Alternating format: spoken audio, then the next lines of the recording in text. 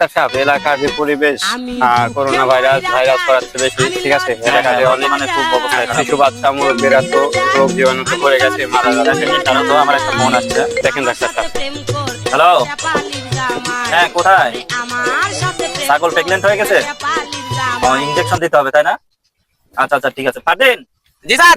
গাড়ি বের করো তাড়াতাড়ি, ইমার্জেন্সি একটা কল আসছে। জি স্যার। তাড়াতাড়ি বের হও। চল।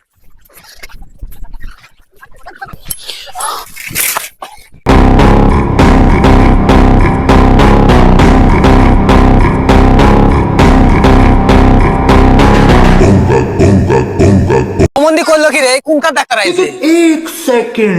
এ ভাবি কি হয়েছে তোমার? হ্যাঁ? এ ভাই, রুগী ওটা না, রুগী এটা। ও আমার তো মনেই নাই, আমি হচ্ছে ভর্তির ডাক্তার।